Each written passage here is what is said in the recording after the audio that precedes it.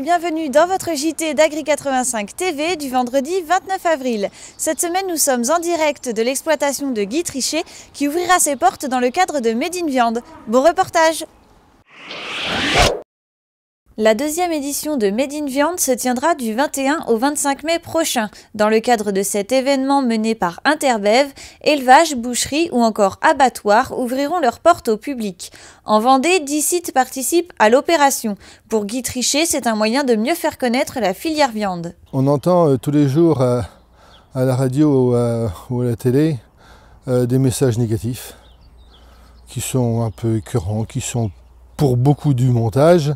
Alors moi j'estime que quand on peut, il faut dire ce qui se passe vraiment dans nos fermes. N'ayons pas peur de ce qu'on fait, n'ayons pas peur de nos pratiques. Les gens ne savent pas ce qui se passe dans nos exploitations, donc donnons-leur la possibilité de venir le découvrir. On est là pour vous dire qu'on fait ce métier avec passion et que ce métier, il faut faire attention parce qu'il est en danger. C'est tous ces messages-là qu'on veut passer au public. Bon, étant placé à côté de La Roche-sur-Yon, j'espère qu'il y aura plein de Lyonnais qui vont venir, et moi j'y crois, voilà, et puis on est ouvert à toute discussion. Mieux comprendre les étapes de production, mais aussi susciter des vocations, les objectifs de l'opération sont multiples. Pour Guy Trichet, l'événement pourrait aussi être l'occasion de rapprocher les maillons de la chaîne qui exercent sur un même territoire. Tous ceux qui tournent autour du monde de l'élevage peuvent venir voir comment on élève nos animaux. Il y a des initiatives très intéressantes. Il y a un restaurant tout près d'Anstey qui s'approvisionne directement chez l'éleveur et qui commercialise toutes ces carcasses.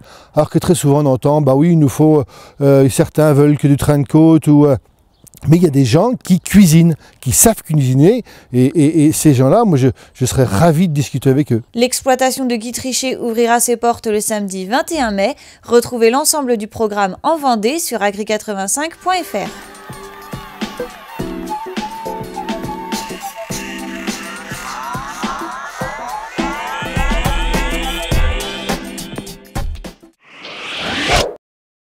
Depuis 2013, 6 millions de litres de fioul et de GNR ont été commandés via les achats groupés mis en place par la FDSEA. Olivier Rialan, agriculteur au Giroir, a tout de suite adhéré au service. J'ai des consommations qui sont relativement modestes puisque je consomme peut-être 5 à 6 000 litres de GNR par an en 4 livraisons. Les livraisons se concentrent au moment des travaux, à la mise en place au printemps en ce qui me concerne, et puis un peu plus en automne. Je viens de passer de 42 hectares à 65 hectares et donc je vais avoir des besoins sensiblement plus importants en termes de consommation de carburant. J'ai amélioré mon système de stockage et j'ai 2 cuves, une capacité de 4000 litres. Et donc je peux faire une livraison d'une cuve, d'une autre, éventuellement à 2 moments différents. Moi j'anticipe un petit peu, quand je vois que la cuve baisse, je vais regarder sur le site quand a lieu la prochaine livraison. C'est vraiment pas compliqué, ça marche bien, il n'y a jamais eu d'erreur pour le moment. Il y a un gain de peut-être autour de 2 centimes du litre. En tout cas, pour une cuve de 1500 litres, il y a un gain qui peut être, selon le coût du carburant bien sûr, entre 40 et 70 € quand il était très, très haut. Donc aujourd'hui, ce sont des économies qui finalement, mises bout à bout, ne sont pas forcément négligeables. Auparavant scindées en 2 zones, les livraisons auront lieu sur l'ensemble des cantons jusqu'à mi-mai. Pour passer commande, rendez-vous sur agri85.fr.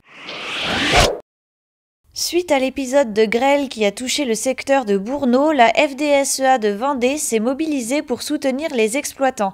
Face à la perte d'un fourrage de qualité, le syndicat a obtenu un appui technique aux éleveurs par la Chambre d'agriculture afin d'étudier des solutions pour compenser la perte de protéines. Par ailleurs, les présidents de la FDSEA et des JA ont sollicité le préfet afin d'obtenir la reconnaissance de la calamité agricole et un accompagnement par des mesures de soutien comme un dégrèvement de la TFNB. Jeudi 28 avril, une réunion de crise réunissant les acteurs de la filière cunicole s'est déroulée en présence de la quasi-totalité des groupements et abattoirs du Grand Ouest. Menée par les FRSEA Pays de la Loire et Poitou-Charentes, l'objectif était de faire un état des lieux de la filière, notamment face à la conjoncture. Pour le syndicat, les groupements doivent être transparents. La sortie de crise se fera par une gestion des volumes produits en concertation avec l'ensemble des groupements du Grand Ouest. Un état des lieux a été demandé à la FENALAP avant une nouvelle réunion programmée au plus vite. La section des propriétaires ruraux organisait pour la première fois des réunions décentralisées les 21 et 22 avril dernier à Saint-Georges-de-Montaigu et Pouillé. 80 personnes étaient présentes. Face à cette bonne participation, l'initiative sera reconduite par la section. Le service de remplacement de Chantonnay a tenu son assemblée générale la semaine dernière. À cette occasion, l'équipe a tenu à remercier Guillaume Gauthier, salarié depuis 1999. Côté chiffres, l'activité du SR se maintient depuis 3 ans, autour de 3400 heures.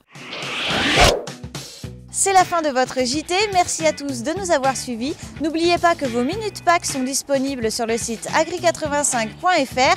Cette semaine, 2 tutoriels sont consacrés à la modification des SNA et un tutoriel sur la création d'une bande tampon.